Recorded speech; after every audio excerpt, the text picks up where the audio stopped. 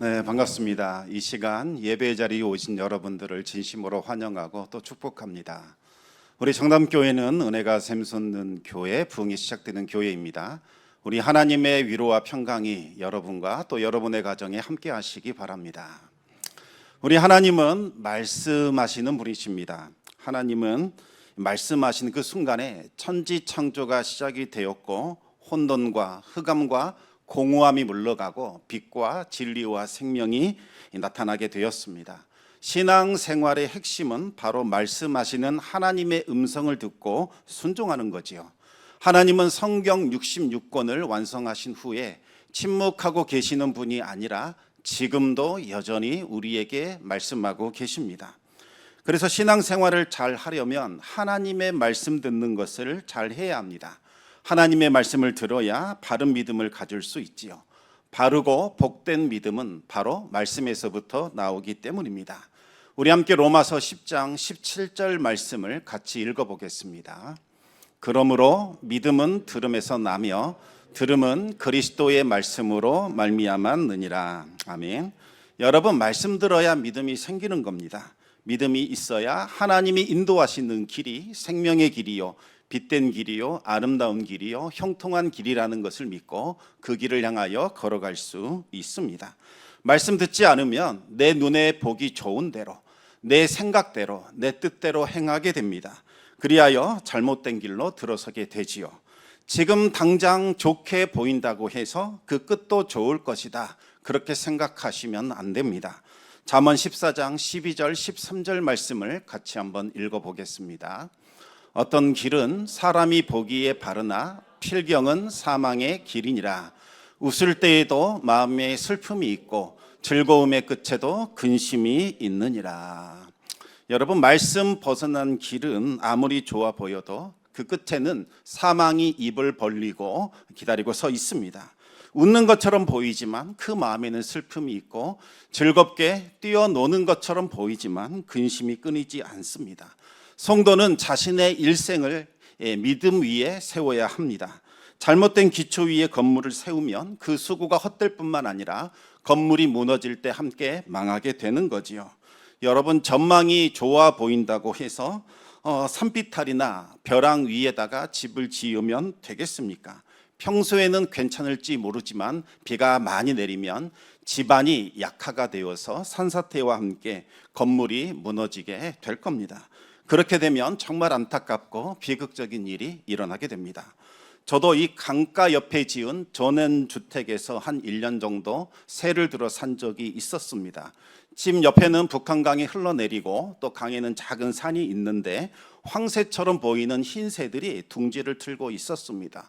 얼마나 좋게 보였던지 무릉도원이 따로 없구나 생각을 했습니다. 그런데 이상한 것은 이토록 좋은 땅이 왜 오랫동안 버려져 있었을까 믿기지 않았지요.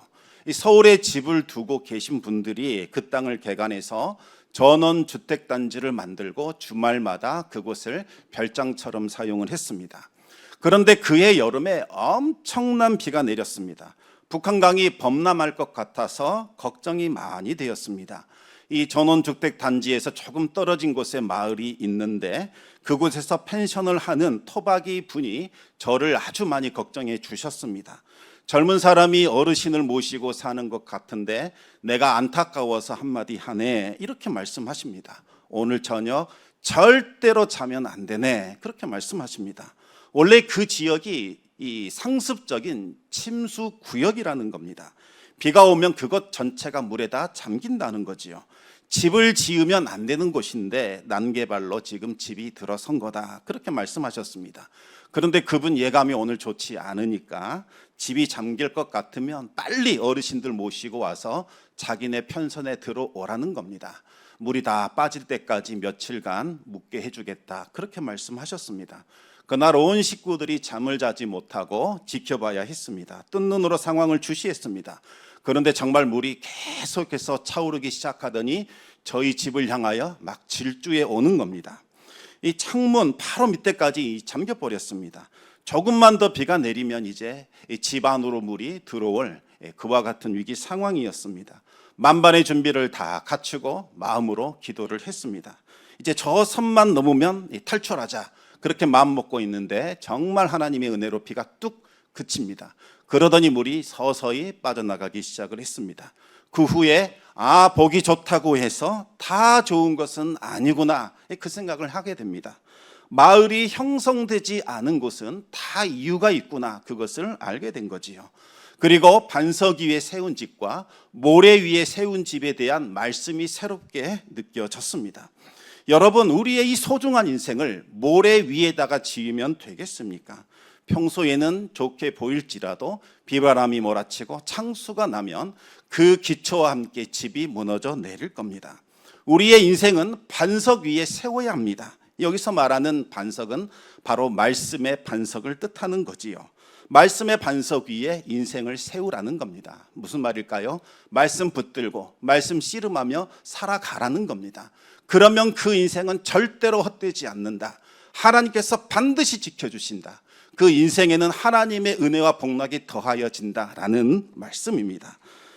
말씀의 반석 위에 인생을 세워간다는 것은 말씀을 듣고 순종하는 삶을 말하는 겁니다. 만약 말씀을 듣기만 하고 한 귀로 흘려보낸다면 모래 위에 건물을 세우는 것이나 마찬가지입니다. 인생의 시험과 어려움이 찾아올 때에 말씀의 기초가 없으니 무너지게 됩니다.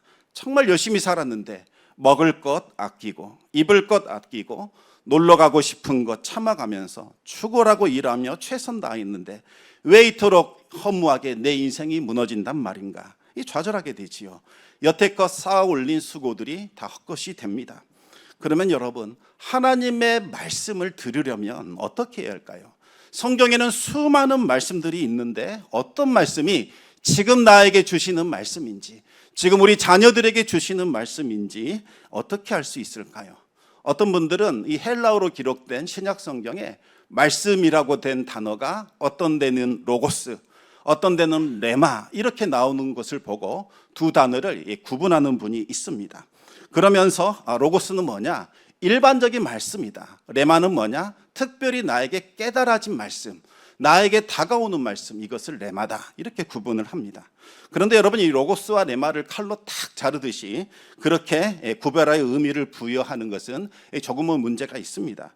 왜냐하면 신약 성경이 로고스와 레마 자체를 혼동해서 계속 번갈아 가면서 사용하고 있기 때문입니다.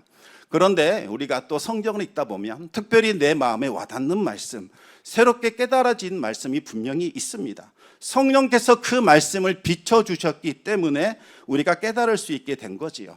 그렇다면 우리는 그 말씀을 하나님이 나에게 주시는 말씀이다, 그렇게 받아들여도 큰 문제가 없을 겁니다. 하지만 언제나 그렇듯이 이 악한 마음으로 로고스와 레마를 악용하면 문제가 발생합니다. 어떤 사람이 말합니다. 자기 자신은 레마의 영을 받았다. 그래서 말씀을 나는 새롭게 해석할 수 있다. 이러한 말도 안 되는 헛소리 하는 사람도 있습니다. 일반적인 목회자들이나 신학 교수들은 로고스 수준에 머물러 있는데 그 수준이 무엇이냐? 성소의 마당들 그 정도만 밟고 있는 거다, 그렇게 말합니다.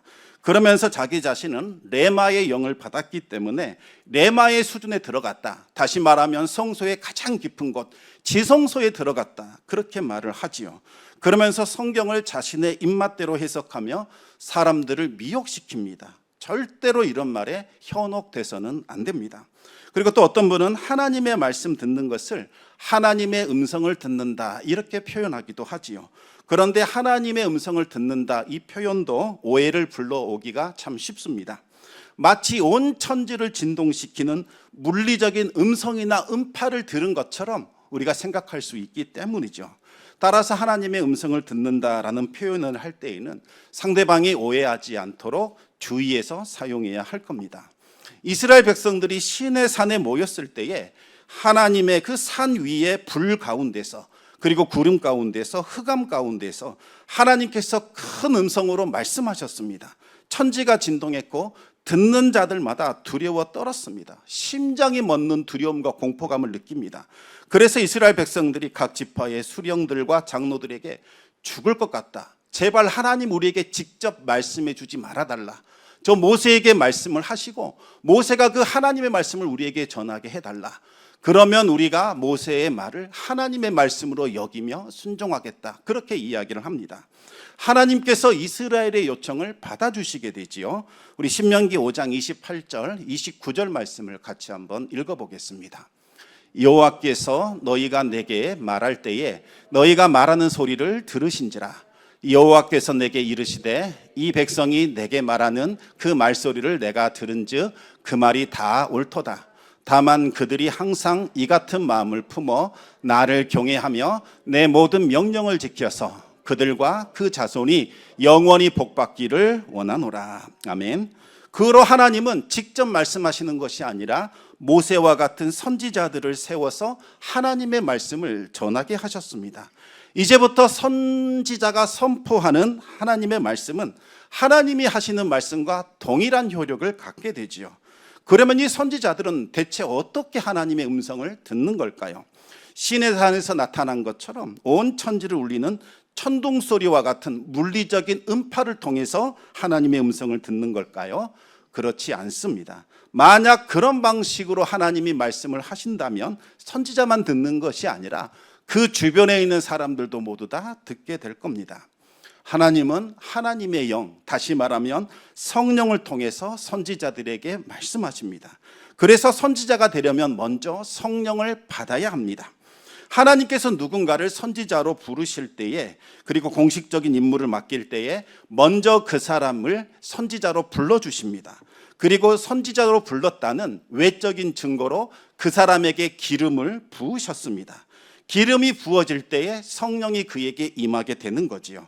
이제 하나님은 성령을 통해서 선지자에게 전할 말씀을 주시고 선지자는 그 성령의 감동을 받아 하나님의 음성을 듣고 백성들에게 전하게 되는 겁니다. 그런데 여러분, 신약 시대로 오게 되면 이제 하나님의 성령은 선지자들에게만 부어지는 것이 아니라 예수 그리스도를 믿고 영접한 모든 성도들에게 부어지게 됩니다. 따라서 이 성도들은 성령의 감동을 따라 하나님의 음성을 들을 수 있게 되었습니다. 그런데 주의할 것은 하나님의 음성이 물리적인 음파나 어떠한 음성으로 들려온다는 것이 아니라는 사실을 꼭 기억하셔야 합니다. 여러분이 음성이라는 것이 무엇인지 한번 생각해 보시기 바랍니다. 음성은 말 그대로 공기의 진동입니다.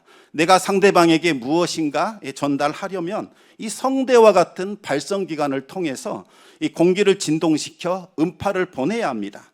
그러면 상대방은 이 귀에 있는 고막의 떨림을 통해서 이 청각기관을 통해서 음파를 받아 해석하게 됩니다. 그렇게 상대방의 메시지를 파악하고 해석하게 되지요. 이와 같은 방식으로 우리는 의사소통을 하게 됩니다. 그런데 이 의사소통이라는 것은 반드시 음파를 통해서만 이루어진 것은 아닙니다.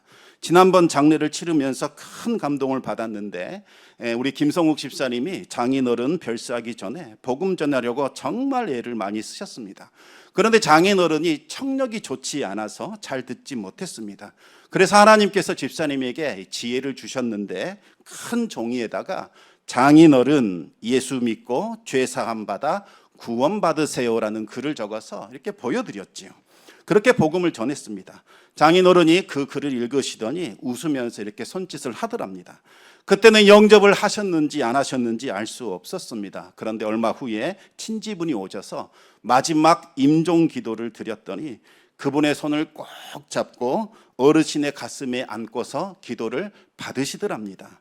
아마도 종이에 기록된 그 복음을 통해서 예수님을 영접했다고 생각을 합니다. 이와 같이 글을 통해서도 우리는 의사소통을 할 수 있습니다. 그런데 여러분, 글을 읽을 때 신기한 일이 일어납니다. 분명히 글을 읽었는데 우리의 마음에는 소리를 듣는 것 같은 어떤 음성이 나타나게 되지요. 분명히 소리 내지 않고 눈으로만 글을 읽었는데도 마음에는 소리를 듣는 것과 같은 현상이 일어나게 됩니다. 우리가 어떤 생각을 할 때도 마찬가지입니다. 집에 가야겠다 이렇게 마음만 먹었는데 우리 마음에는 어떤 음성이 들려오게 됩니다. 성령은 우리의 고막을 진동시켜서 말씀하시는 것이 아니라 우리의 심령, 우리의 마음을 진동시켜서 우리에게 음성을 들려주십니다. 그런데 여러분, 악한 영들도 똑같은 방식으로 우리에게 그의 생각을 전달시킵니다. 그래서 사람들을 미혹하여 악한 길로 이끌어 가지요. 마음을 진동시켜서 죄의 길에 빠지게 합니다. 그러다 보니 우리의 마음에는 늘 시끄럽고 분주하고 바람잘 날이 없습니다. 별의별 소음들로 꽉 차 있습니다. 성령의 음성도 들려오고 악한 영들의 음성도 들려오고 세상 근심 걱정 염려가 내 마음속에 풍파처럼 일어나기도 하고 내가 만들어낸 그 생각들도 내 마음속에서 계속 들려오는 그와 같은 일들이 일어나게 되죠. 그런 것이 다 어디 있습니까? 사람이 상상력으로 만들어낸 것이지 무슨 성령이 말씀하시고 무슨 악학령들이 말을 하겠습니까? 다 내가 생각하는 것이고 다 내가 만든 것이 아니겠습니까? 혹시나 이런 분이 있을 것이라고 생각이 듭니다. 그런데 여러분, 아주 극심한 환청에 시달리거나 악령의 괴롭힘을 당하는 분들을 만나서 한번 대화해 보시기 바랍니다. 그렇게 할 수 없다는 것을 금방 깨닫게 됩니다. 저는 이 악령이 속삭이는 소리가 들려와서 너무나 많은 괴로움을 당하는 분들과 상담을 해본 적이 몇 번 있습니다. 계속해서 악령의 소리가 들려온다는 거지요. 너는 실패했다, 패배자다, 너는 쓸모없다, 너는 망했다, 사람들도 너를 싫어하고 하나님도 미워하니 차라리 죽어라. 얼마나 그 소리가 생생하고 뚜렷한지 잠을 잘 수 없습니다. 늘 자살 충동에 시달립니다. 신경쇠약증에 걸려서 정신과 치료를 받기도 합니다. 그런데 정신과 치료를 받아도 잘 낫지 않습니다. 그리고 받는 것을 아예 거부하게 됩니다. 그래서 이제 상담하러 오게 되지요. 그러면 이야기합니다. 더러운 영들이 속삭이는 말이니 듣지 마세요. 다 거짓말입니다. 더러운 영들은 아무 힘도 없으면서 지금 허세 떨고 있는 겁니다. 무시하시고 절대로 관심 갖지 마십시오. 하나님께 집중하십시오. 성령을 통해서 하나님이 들려주신 음성에 귀를 기울이십시오. 그런데 여러분, 권면해도 잘 안 듣습니다. 너무나 오랫동안 그 악령이 들려주는 소리에 길들여져 있어서 빠져나오지 못합니다. 그럴 때 쓰는 방법이 바로 말씀 암송입니다. 성경 한 구절을 정해서 무조건 소리내어 읽게 만듭니다. 외우라고 합니다. 늘 그 말씀을 품고 살아가라고 이야기를 하지요. 그러면서 악령들이 좋지 않은 소리들을 들려올 때마다 그 암송한 말씀을 소리내어 말하게 만듭니다. 하나님의 그 음성이 심령을 가득히 채울 때까지 계속 반복하게 합니다. 그러면 조금은 진정이 됩니다. 그런데 이것도 안 되는 더 심각한 상태라고 판단이 되면 방언 기도를 할 수 있도록 도와줍니다. 하나님께 방언을 달라고 기도하면 하나님이 방언을 주실 때가 종종 있습니다. 방언 기도를 하면 많은 도움을 받을 수 있습니다. 악령의 소리들이 점점 약해지면서 성령을 통해 들려주시는 하나님의 음성을 조금씩 들을 수 있습니다. 그러면 마음이 평안해지면서 두려움이 사라지게 되지요. 그러고 나면 꼭 저에게 질문하는 것이 있습니다. 매번 질문이 다 같습니다. 혹시 이거 내가 만들어낸 생각 아닌가요? 너무나 힘들고 어려우니까 내가 빠져나가려고 좋은 생각 만들어낸 것이 아닐까요? 꼭 그렇게 물어봅니다.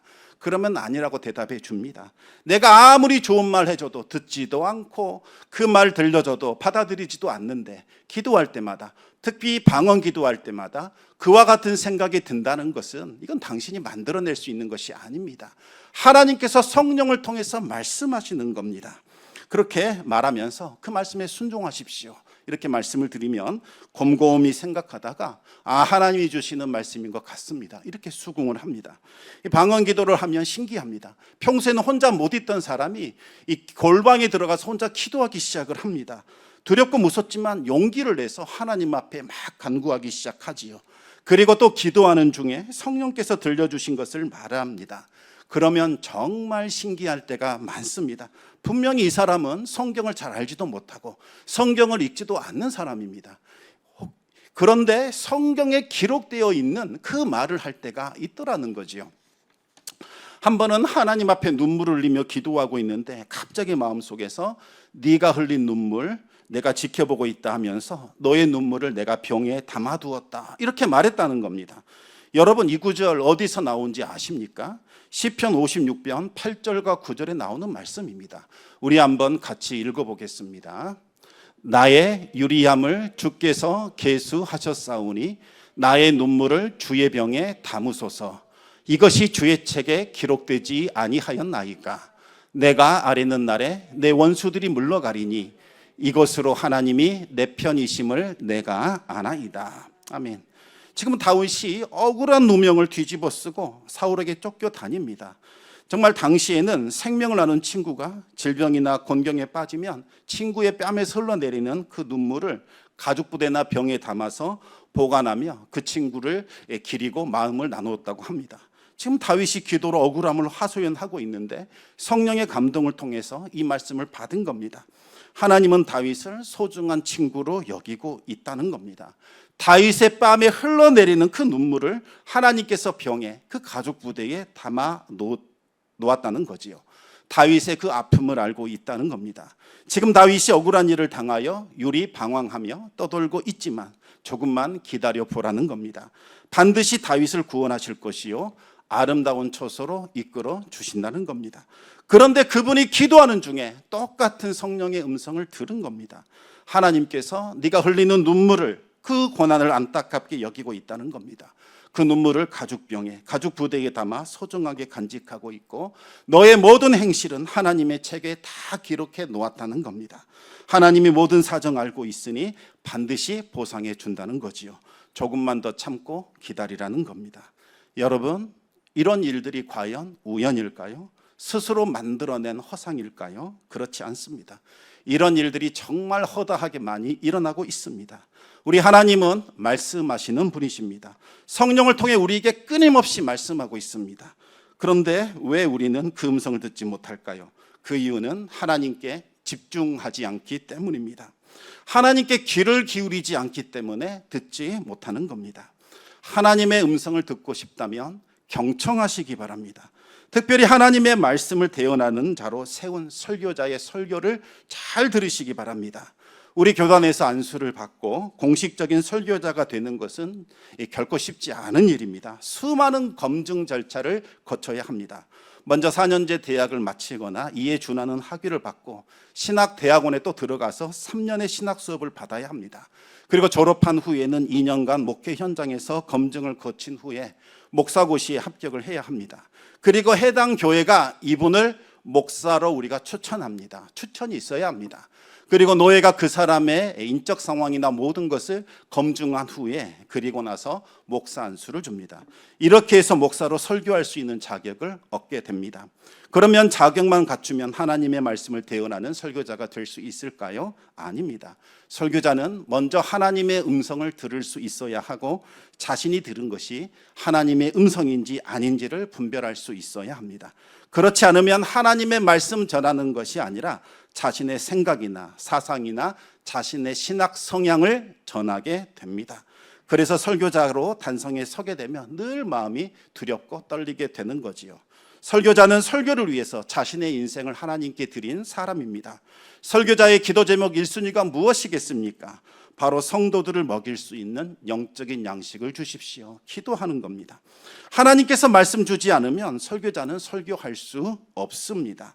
만약 설교해야 하는데 하나님의 말씀이 들려오지 않는다면 그때가 은퇴하는 때라고 저는 생각하고 있습니다. 설교를 통해 하나님의 음성을 듣기 원한다면 먼저 경청하시기 바랍니다. 오늘 본문을 보면 대제사장 엘리가 사무엘에게 하나님의 음성 듣는 방법을 알려주고 있습니다. 사무엘상 3장 9절 말씀을 우리 같이 한번 읽어보겠습니다. 엘리가 사무엘에게 이르되 이따가 그가 너를 부르시거든 내가 말하기를 여호와여 말씀하옵소서 주의 종이 듣겠나이다 하라 하니 이에 사무엘이 가서 자기 처소에 누우니라. 아멘. 사무엘이 자고 있는데 누가 계속 자신을 부르는 것 같은 그러한 마음이 들었습니다. 그런데 하나님의 음성 듣는 법을 알려주는 사람이 없어서 하나님이 부르신다는 생각을 못했던 겁니다. 그래서 마음의 감동이 있을 때마다 대제사장 엘리에게로 달려가게 됩니다. 제사장은 사무엘이 헛것 들었나 보다 생각하고 돌아가서 좀 자라 이렇게 말을 합니다. 그런데 사무엘이 3번이나 반복하니 그제야 하나님이 사무엘을 부르신다는 것을 알게 됩니다. 엘리는 사무엘에게 하나님의 음성 듣는 방법을 가르쳐 줍니다. 마음에 들려오는 감동을 무시하지 말라. 하나님이 너를 부르시는 것이니 그것을 하나님의 음성으로 받아들이라는 겁니다. 그러면서 하나님 들을 자세가 되어 있습니다. 주의 종이 듣겠습니다. 주님 말씀해 주십시오. 그렇게 말씀드리라는 겁니다. 사무엘이 경청하는 마음을 갖게 되자 밤새도록 하나님께서 사무엘에게 말씀을 하셨던 거지요. 여러분, 하나님과 대화하는 것은 다른 사람과 대화하는 것과 별반 다를 바가 없습니다. 다른 사람과 대화가 통하지 않는 이유는 경청하지 않기 때문이죠. 상대방의 말에 귀를 기울이지 않으면 그냥 말만 오고 가는 것이지 대화가 이루어지지 않습니다. 스티븐 코비는 다른 사람들의 말에 어떤 태도를 보이는가, 여기에 따라 5가지 형태의 대화가 있다라고 말을 했습니다. 첫 번째는 무시하는 겁니다. 이 상대방의 이야기를 아예 무시하는 거죠. 여러분, 이것은 대화가 아닙니다. 열심히 말을 하는데 듣지 않으면 무슨 내용이 전달되겠습니까? 하나님의 말씀하실 때에 마음 문을 닫아버리면 하나님의 음성 들을 수 없습니다. 두 번째는 듣는 척하는 겁니다. 겉으로는 듣는 것 같지만 지금 딴 생각, 자기 생각에 빠져 있습니다. 그러면 상대방의 이야기를 알아들을 수 없지요. 설교를 들을 때에 다른 생각에 빠져 있으면 아무리 듣는 척 할지라도 하나님의 음성을 들을 수 없습니다. 세 번째는 선택적으로 골라 듣는 겁니다. 상대방의 이야기를 듣기는 하는데 그냥 듣고 싶은 내용, 내가 관심 있는 내용만 골라서 듣는 겁니다. 그러면 말을 하는 사람과 듣는 사람 사이에서는 서로 소통이 잘 안 됩니다. 오해가 발생하죠. 마찬가지입니다. 설교를 들을 때에 내가 듣고 싶은 것만 골라 듣게 되면 제대로 하나님의 음성 들을 수가 없습니다. 하나님을 오해하게 되고 때로는 하나님을 원망하게 됩니다. 네 번째는 귀를 기울여 듣는 겁니다. 상대방의 이야기에 충분히 귀를 기울여 듣습니다. 그래서 상대방이 어떤 말을 하는지 충분히 이해할 수 있습니다. 아주 바람직한 듣기 자세입니다. 하지만 귀를 기울여 듣는 것만으로는 충분하지 않습니다. 여기서 한 걸음을 더 나아가야 온전한 대화가 이루어집니다.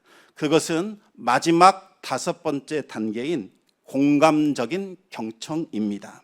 상대방의 말에 귀를 기울일 뿐만 아니라 지금 상대방의 어떤 마음인지, 무엇을 원하는지 헤아려 가면서 듣는 겁니다. 상대방이 말하는 내용 안에 감춰진 의미를 이해하기 위하여 마음을 열고 공감하면서 듣는 것을 말하는 거지요.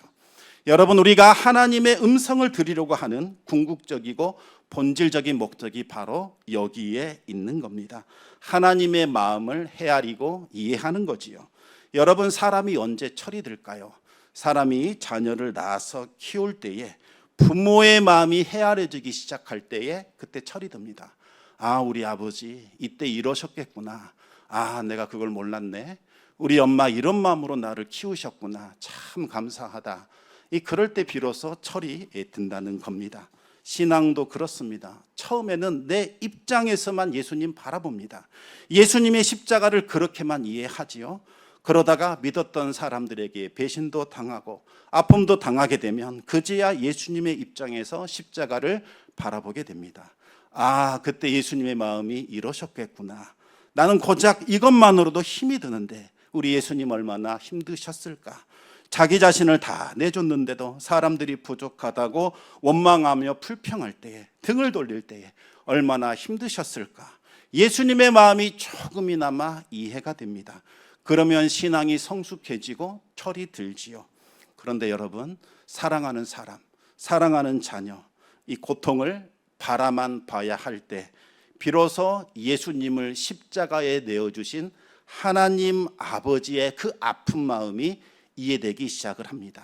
십자가에 달리신 예수님을 바라보는 하나님의 찢어지는 마음, 숨죽여 우셨던 하나님의 통곡 소리가 이제 들려오기 시작을 하는 겁니다. 하나님 아버지의 그 상한 마음, 아픈 마음이 느껴집니다. 그 마음을 느끼게 되면 눈물이 없이는 성경 읽을 수 없습니다. 구구절절히 하나님의 그 아픈 마음, 그 피비린내 나는 그 사랑, 그 찢겨진 마음이 우리에게 전달되기 때문입니다. 나를 향한 하나님의 사랑이 얼마나 아프고 고통스러운 사랑이었는가 비로소 알게 되는 거죠. 사랑하는 성도 여러분, 우리가 누군가를 사랑하면 그 사람 음성이 듣고 싶습니다. 뭐 별말 원하는 게 아니라 그냥 그 목소리가 듣고 싶지요. 별것 아닌데도 그냥 듣고 싶어집니다. 그래서 휴대폰을 들어 그냥 가만히 기다리고 있는 거지요. 우리의 신앙도 마찬가지이지 않겠습니까? 하나님을 사랑하면 하나님의 음성이 듣고 싶습니다.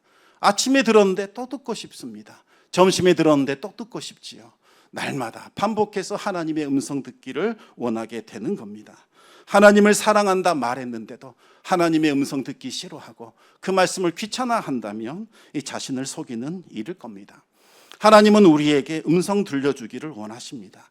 그리고 우리들의 음성 듣기를 또 원하시지요.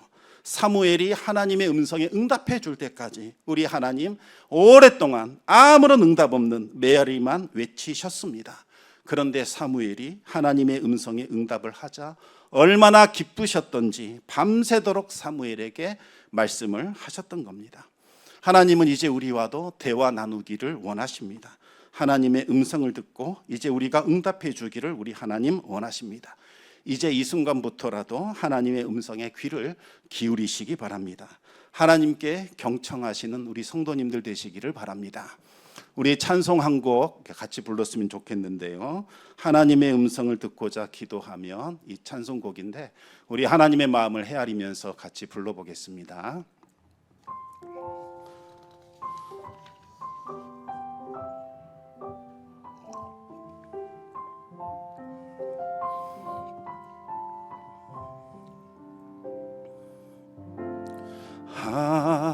하나님의 음성을 듣고자 기도하면 귀를 기울이고 나의 기도를 들어주신다네.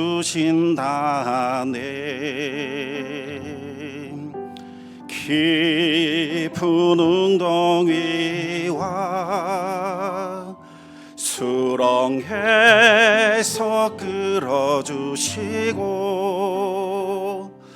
나의 발을 반석 위에 세우시사 나를 튼튼히 하셨네. 새 노래로 부르자 라라라. 하나님께 올릴 찬송을 새 노래로 부르자. 하나님 사랑을, 하나님의 음성을, 하나님의 음성을 듣고자 기도하면 귀를 기울이고 나의 기도를 들어주신다네.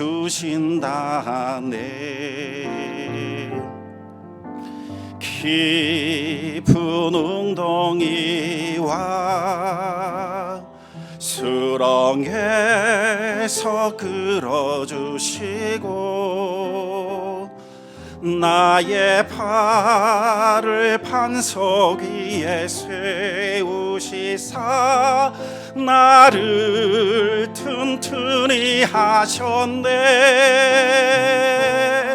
새 노래로 부르자 랄라라. 하나님께 올릴 찬송을 새 노래로 부르자. 하나님 사랑을, 주를 의지하고 주를 의지하고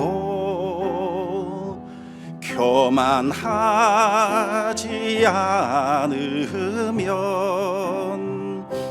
거짓에 치우치지 아니하면